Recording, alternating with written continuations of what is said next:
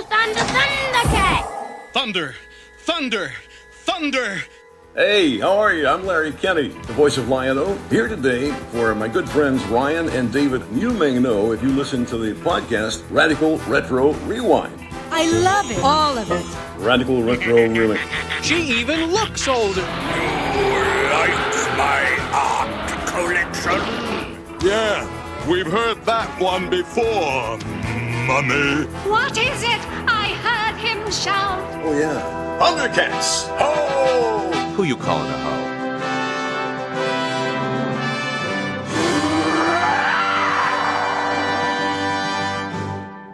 Welcome back, Bunglers, to another episode of ThunderCats recaps and reviews, but this time it's mail and more. And guess what? David's busy with children, so I have our dear friend Zack helping us tackle this mail and more. Hello, Zack. Hi, Ryan. Hi, Bunglers. Hi, David, wherever you are listening. Yeah, wherever you are, this busy man, fatherhood. Zack is here to help us break down. Oh my goodness. It's about 3 episodes worth of mail, Zack. Oops.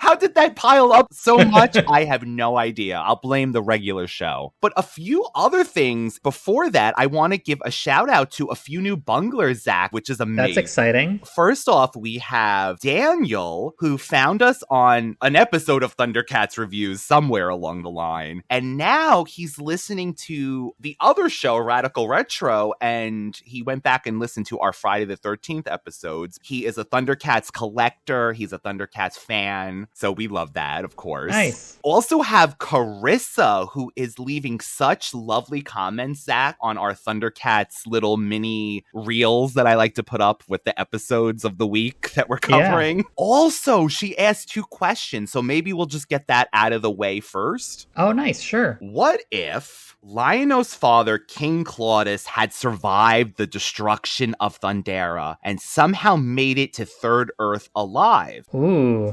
He joined Lion-O and the ThunderCats. Do you think that would change the story? That's a great question, Carissa.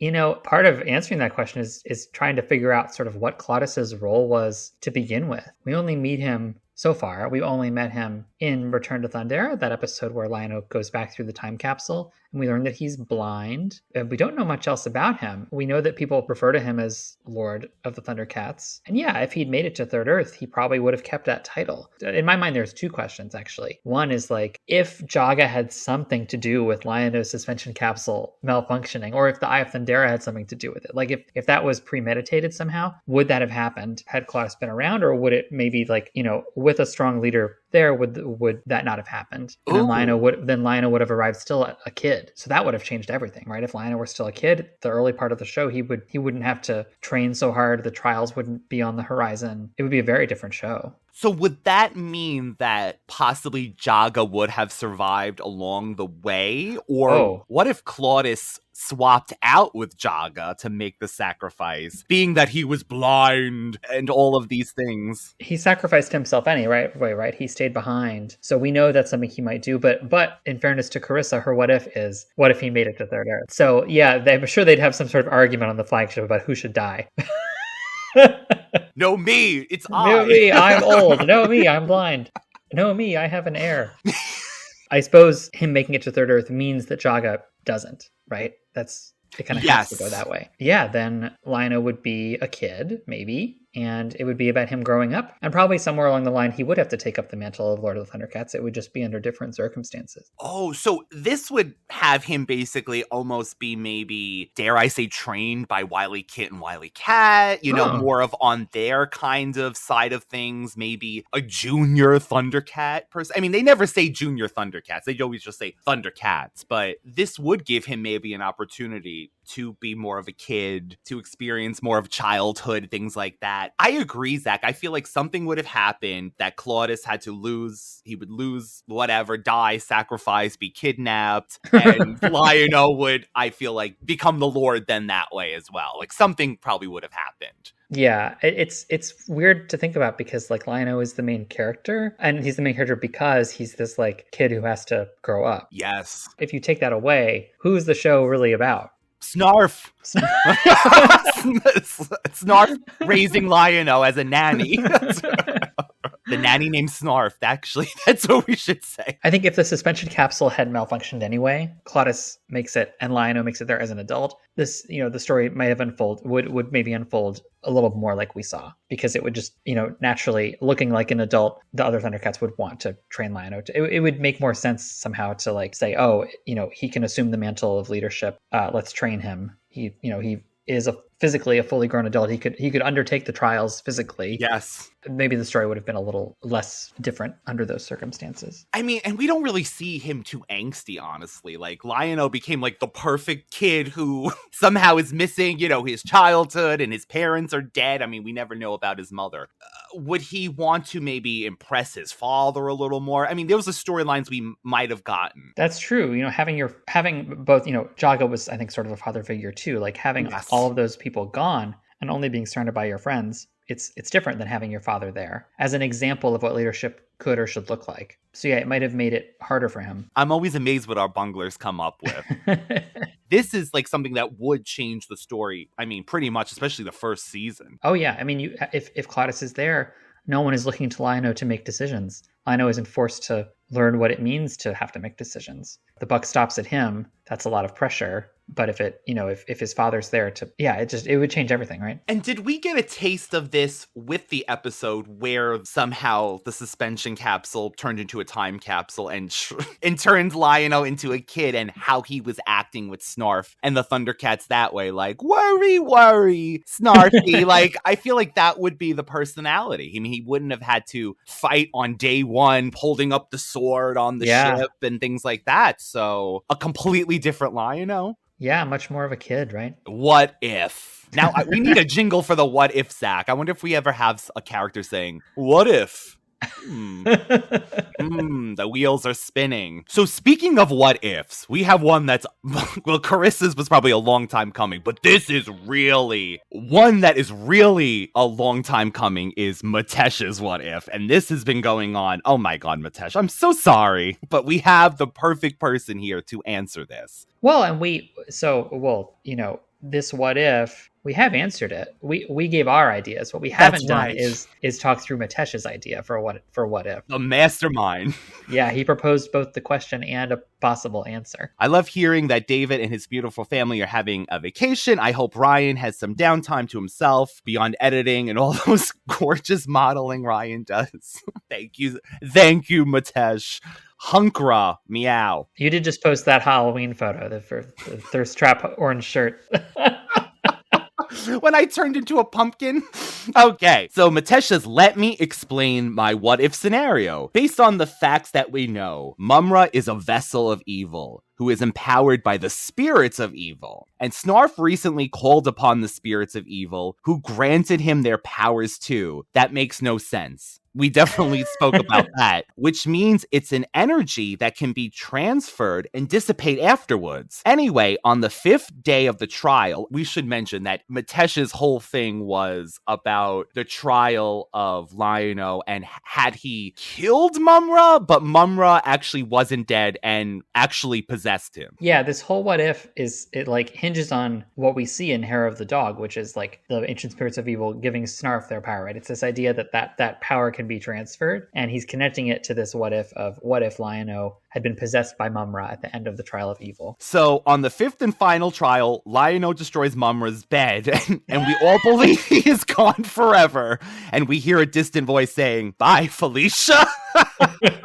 If only. Lion-O over the season starts to exhibit greater strength and abilities. The T-Cats capture the mutants. No lunatics to worry about. Very true. But Lion-O gets too furious with defeating the mutants and leaves them to die at Fire Rock Mountain. Oh, I love this callback, by the way, that he gave us the location of Fire Rock Mountain.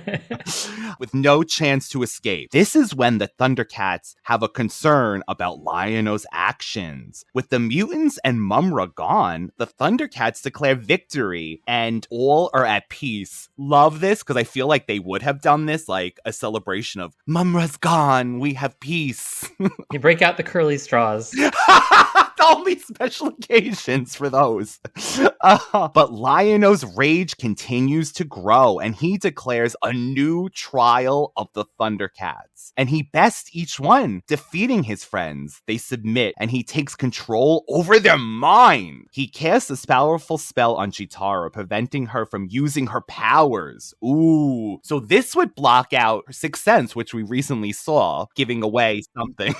I wonder how he would propose this. Maybe it's like a series of games for the people of Third Earth to enjoy. Like, oh, come watch the ThunderCats best each other in a tournament. But really, it's a ruse to take them all down. Oh, and as he's doing it, ThunderCats at first are like, yes, but then they're seeing the anger and the mean spirit coming out of Lion-O. Yeah, like how would he need to convince them to do these trials? But like, I think it's totally conceivable that, yeah, with nothing else to do, they would entertain their friends with like a little tournament. You know, we have the Burbles on Wednesday. They get together every Wednesday. The Warrior Maidens, they come on Saturday. They need a show. He leads them to enslave all of Third Earth and rules on his throne. There is no hope now, and the Sword of Omens rejects him and disappears. Okay, I totally see the sword rejecting him. Would the sword disappear, or would the sword wait to help in the moment that is needed? It sounds like it's about to. And we see it in the hands of the true hero Snarf, the slaughterer of evil. I love this.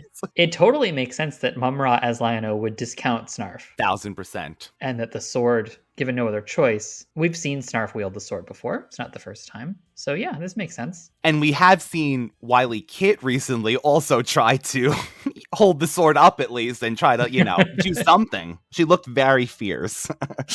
Snarf reaches the White Pyramid and summons Mumm-ra for help. Thank you, Metesh, for bringing Mumm-ra back. She explains that Mumm-ra has possessed Lion-O, but with Mumm-ra's body destroyed, the spirit will stay in its current vessel, Lion-O. Dun dun dun! Dramatic end of the season.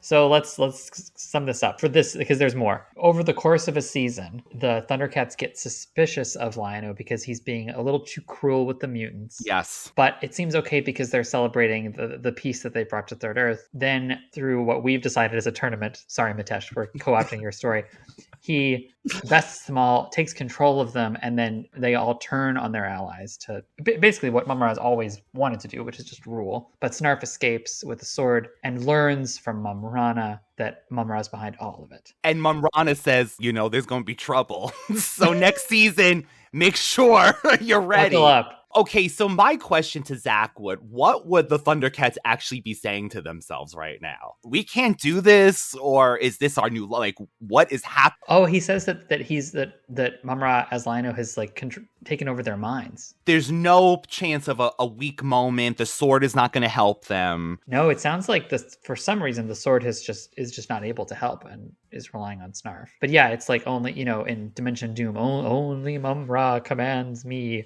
So they're all just under his power. Snarf finds the new Thunderians on their island. Okay, Metesh genius. And uses them to trap Lion-O in the White Pyramid. That's a big leap. Pumira's not doing this by herself. That's its own series. That's its own 5-parter. Snarf rescuing them on his own and luring Mumm-ra as Lion-O into a trap. Silly question though. Would the sword bestow them temporary ThunderCats abilities just to aid them because they're like, oh no, this is it. We only have left these Thunderians and Snarf. Well, we know that they're pretty fierce. They were when they were anointed, it's not like they gained additional power. They were fierce to begin with. My goodness, if they were attacked on that island, they got that cannon, they got those burbles. And it sounds like they've got Mumm-ra in their corner. So which is something, we say this all the time. And of course, there is Zack's beautiful book. Oh my gosh. But that she was criminally underused, right? And this would have been a genius way, because she would be the only one left for Snarf to really turn to prior to the Thunderians. Yeah. Would actually Jaga appear somehow to Snarf and be like, guess what? There is an island, Snarf. Mumm-ra calls for Jaga to possess Lion-O, and we see an astral battle with Jaga's spirit and Mumm-ra's spirit battling to gain possession. Call back to Groon. I wonder where Lion-O's spirit is in all of this. It must just be hanging out in a in limbo somewhere. I hope that he's aware somehow, though, and like we do get like almost what David said, moments of Lion-O actually coming to and having no idea of what's happening, and he's just kind of like, "Whoa, what do you mean, guys?" Oh, I remember talking about this. Yes, that's funny. Jaga fails. Mumm-ra's spirit is victorious, but Mumm-ra knew this would happen. Ooh, she's smart. And she is at the ruins of the Black Pyramid and calls upon the spirits of evil and offers herself as the vessel of evil. They accept this because it is too delicious. So I'm trying to follow. Mumm-ra's spirit is victorious, which means it could go back into Lion-O if it wanted to. But at the same time, Mumm-ra is offering herself instead. So that means that Lion-O is back in Lion-O's body, and at the Black Pyramid, Mumm-ra, as far as we know, is now the vessel for Mumm-ra. And do you feel like Lynn Lipton would give a performance of all times, calling upon the ancient spirits of evil as Mumm-ra? We know she can do that roar, that scream. And it must have been heard at the pyramid. It had to have been heard. So Lion-O, yes, is set free, and the spirit is in Mumm-ra. So Mumm-ra's spirit is now in Mumm-ra. At this point, I start to get a little confused. Let's talk it through. Okay, so Mumm-ra is possessed. Lion-O is free. Lion-O rushes to get there and finds that Snarf was in the form of Mumm-ra. She had cast a spell. So it wasn't really Mumm-ra who was at the Black Pyramid. It was Snarf looking like Mumm-ra. So Snarf would have loved this too. This is genius because I honestly think the writers would never think of doing this swapperoo. It's a lot of swapperoos, but it's keeping us on our toes.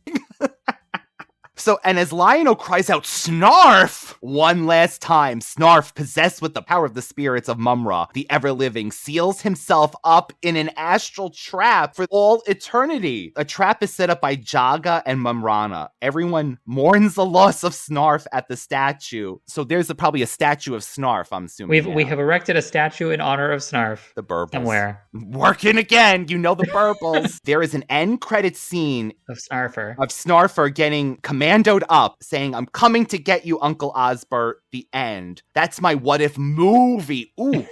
What do you think? Until next time, love and hugs from Metesh. I really like the idea of Snarf sort of taking up, we've seen it, and Snarf takes up the challenge. Like when everyone else is down and out, Snarf has to step up, and he's good at it. So I like the idea of him sort of leading the charge here with Mumm-ra, backing him. Metesh isn't saying this, but I think there's something to Snarf himself as a trap for the spirit of Mumm-ra. Like if we know Snarf's are incapable of evil, supposedly, maybe there's something to, by infecting Snarf, he's actually trapped himself unknowingly. That's smart, Zach. Yeah. Like Metesh is saying that this trap was sort of set by Jaga and Mumm-ra, but I think that the fact that it's Snarf it makes sense to me that Snarf is crucial to that trap working. Because if Mumm-ra was in a being that cannot do evil, he's kind of canceled out in that sense. He's stuck, yeah. Oh my goodness. But then Snarf is, Snarf's body at least is lost.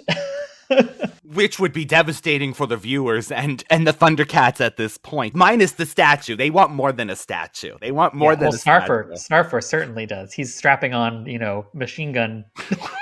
What are they called? What are they called? The things of bullets that you wear? Yeah, like an arm. I don't even know. But yeah, the bullet. They sell them for Halloween.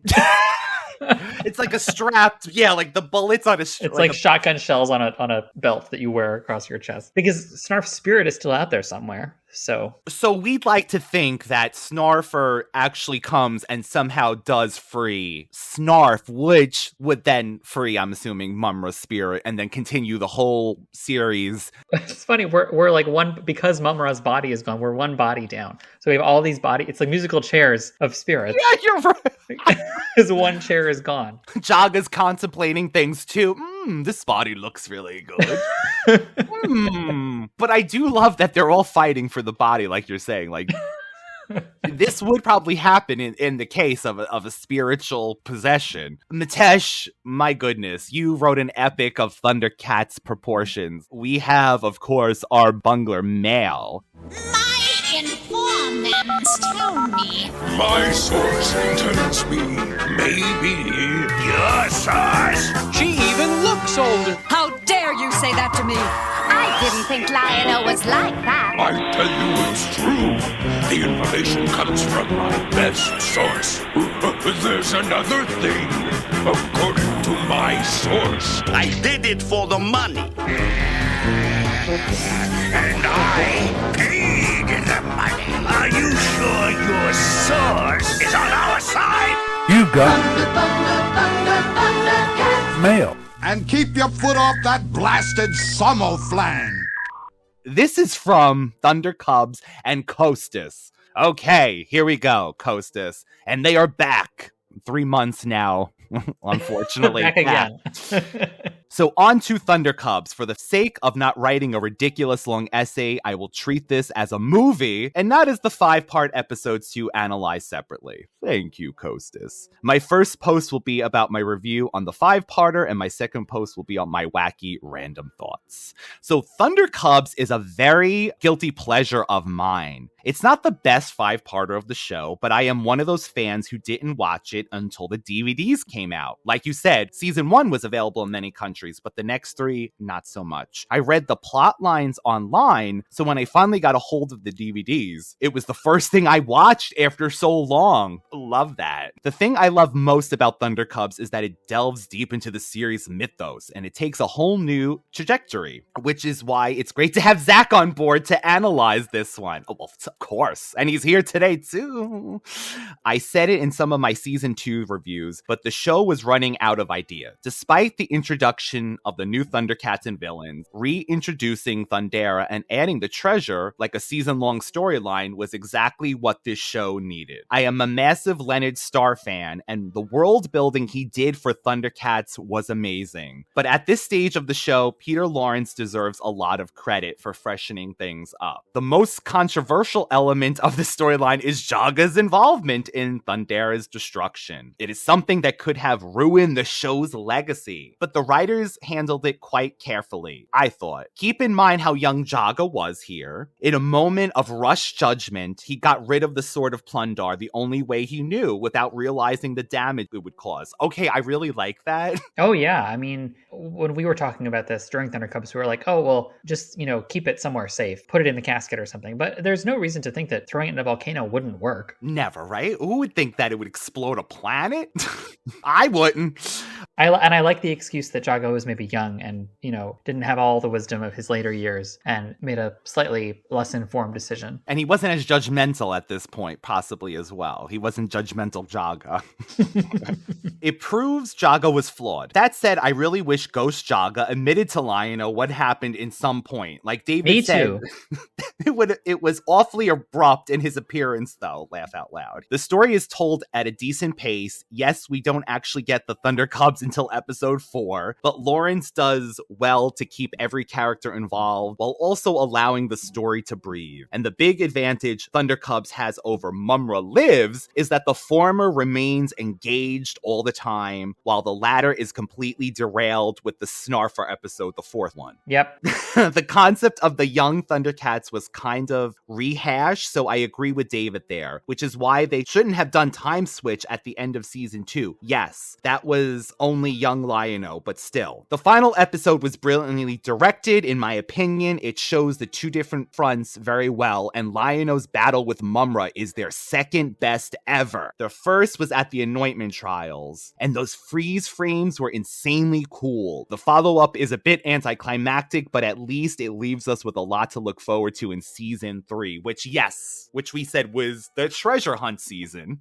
Oh yeah, it does. Thunder Cubs does such a good job of setting that idea up. I remember being a kid and we said this when we were reviewing it, looking forward to, what treasure will it be this week? All because Thunder Cubs did such a good job of setting up that idea. And Kostas is right that as a 5-parter, it holds together well as a continuous story in a way that, Mumm-ra Lives feels a little interrupted. I feel like the first three parts of Mumm-ra Lives feel like a continuous story, and then parts 4 and 5 might as well be standalone episodes. Perfectly said. That's exactly how it is. And of course, lovely Leah had amazing comments for this, but again, her comments need to be experienced. I can't tell you the emojis. I'm blown away each time, really, that Leah does things. But just a few from her Thunder Cubs. Jaga is being his usual self, not enough info. So true. Chitara needs a better basic understanding of what happens when a planet explodes. People explode too. Mummy Mumm-ra and his Panthro obsession. He kind of does have a little Panthro obsession. Thunder Kids Are Us. There's so many cute things, but Leah, we love you. Totem of Dara Mail now, Zack. Okay, moving right along. Here we go, Metesh, the return of Metesh. Our family ho review of Totem of Dara. We are firstly faced with, once again, Mumm-ra giving the worst prep talk to the mutants who have been cleaning up all his dust over the 3 seasons. That mummy has no idea how to motivate his staff. Reflected construction points, you bag of bones. Then we see a 4-armed spirit who just pops out of Mumm-ra's soup, who just returned from an errand. Who the hell is this guy? That's a great question. We called him Unnamed Mercenary, I feel like. He already found the totem. Great end of an episode. Tea time, folks. Wait, there is more. Mumm-ra gets the 411 from the ancient spirits of Panthro's voice and knows what to do. Yes, the ancient spirits of Panthro's voice. Very true. Then he threatens Vulture-Man by giving him the old I'll chop your head off gesture. Outrageous behavior.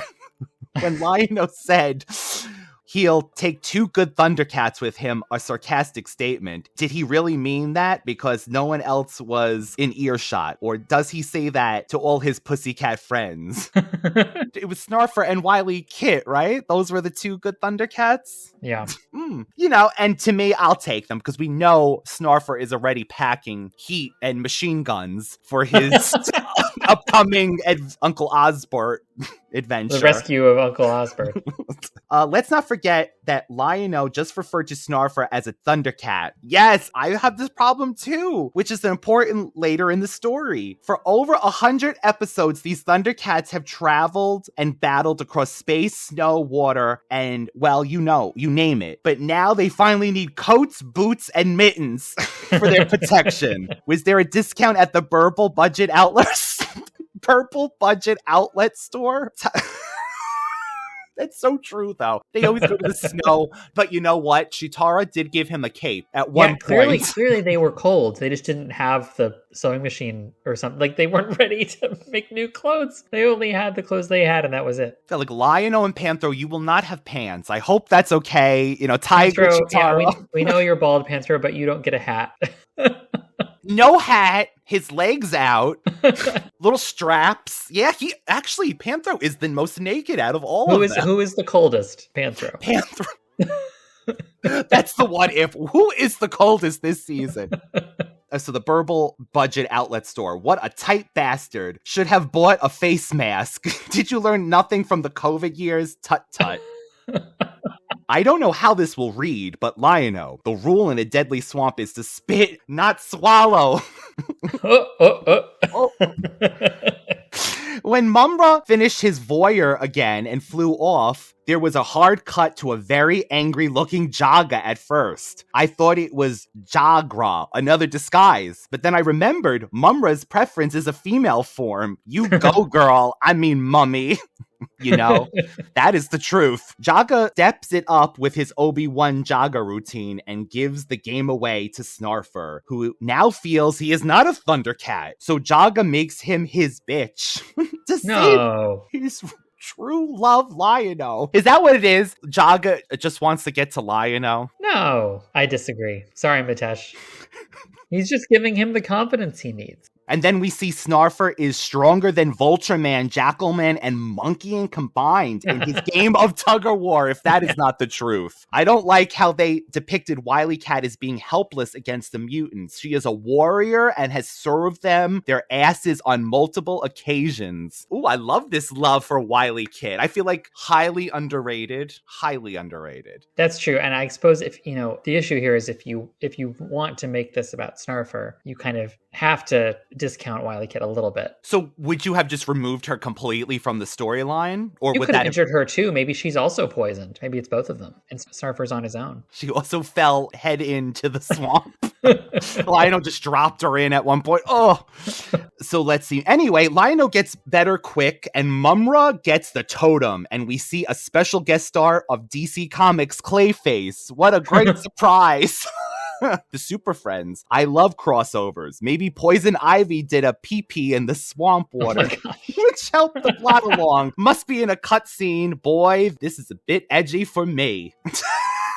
Here's a really stupid scene when all ThunderCats have to join together or else they said they wouldn't not make it to defeat Clayface. Must I remind them that Lion-O single-handedly defeated a rock giant that was as tall as the cat's lair? What the F? They also flushed the swamp, Lou, and Victory, ho. They wash their hands, ho! Then they waste time with names and ready, ho! Which is a fun time wasting scene. Oh, they all say their names. They all say their ready. names. Oh, yeah. And they also have their coats on. Good for them. Then mumm-ra gives his old threat and goes home for a shower, I hope. They all give ho and laugh the day off. It's obvious I have no nostalgia for these episodes, not having seen these episodes. So it looks like more shark jumping, I'm going to call it. I'm just waiting for more Book of Omens, which I can read about in the Wildstorm ThunderCats The Return Dark Tale from 2003. Oh, was the Book of... I don't even remember. The Book of Omens does come back in those Wildstorm comics? I think that the first Wildstorm comic redepicts the final episode. The last episode of the show has scenes inside the Book of Omens. That's right. I think they get drawn, like the first few pages of that first comic recount that part of the story. Yeah, but I forget what role the book has later in the story. It's been literally 20 years since I read them. 20 years, right? Yeah, must have been about the same. I haven't read one since. This episode gets two hoes. The chain of loyalty. We start with Tigra uncharacteristically not being able to turn the page of the Book of Omens to see his in the original ThunderCats. Great work, Pussycat, but pie is more important. I think we better get used to Jaga announcing each treasure being the most powerful and important treasure of Thundera. He's here, Jaga. Start with, here's another one, kitty cats. Now go fetch. And it's on the one place I loathed, New Thundera. I was so mad about this reformation until I read page 333 of Hear the Roar. Where David... Let's crack it open here. 333. What is that? Zack is grabbing his giant book that mumm-ra had. Oh, it's the review of Thundercubs in Hear the Roar. So I guess David Crichton convinced Metesh that it wasn't so bad. So he says that David Crichton explains that they were really running out of ideas and says it was a silly idea, mainly because the whole story of the ThunderCats was that they are survivors of a doomed planet and learning to survive on Third Earth, but not anymore. I am so glad that they know that the people and the architecture should not have been able to reform magic or science. That is crap. And here, I keep going, Peter Lawrence explains the 5-parter was because they wanted each episode to stand alone because they were not going to air in order necessarily by the network. That explains the ThunderCubs turning up in episode 4. This makes my blood pressure go down a bit.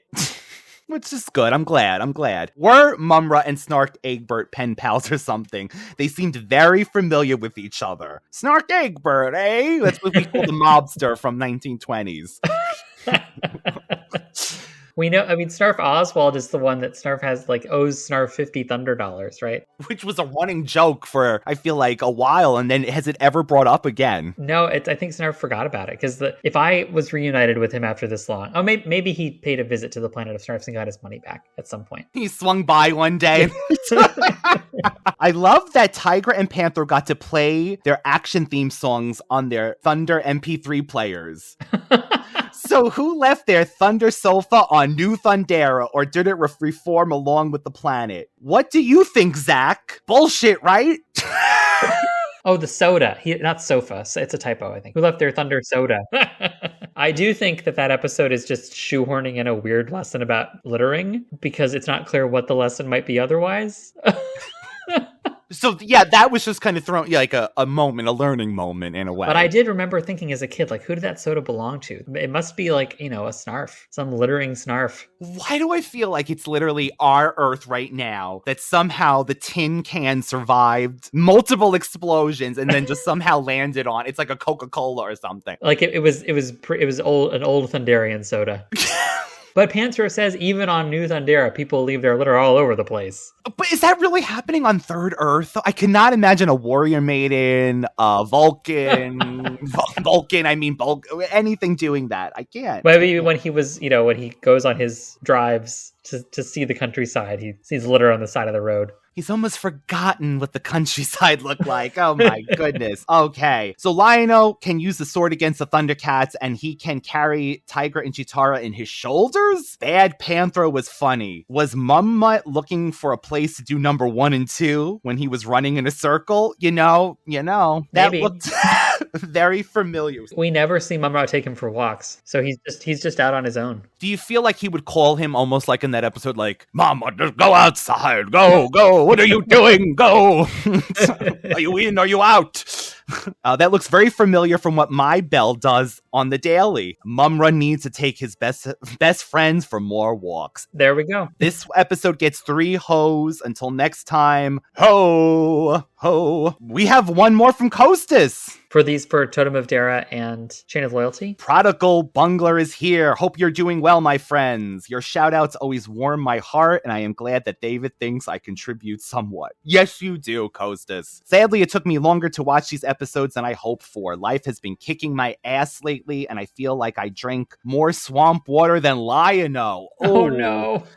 Nevertheless, it was worth the wait, and you guys haven't missed a beat. Oh, thank you, and we hope you're doing better, Costas. Totem of Dara. I am not yet sure I enjoyed this episode as much as you guys did. Yes, it is a bit reminiscent of season 1, but it also had some repetitive patterns the show had later on. Also, another thing that hurts the show this season is that the cast is bloated, and each time you have a random Thundercat or villain team up, on the positive side, it is fun to see Snarfer shine, despite the weird Obi-Wan ghost mentoring that he gets from Jaga here. All in all, okay episode. Not the most compelling follow-up to Thunder Cubs. He gives it a 2 out of 5 on the Ho scale, with the Bungler being Lion-O when he warns the others not to drink the swamp water, and 5 seconds later, you drink it yourself.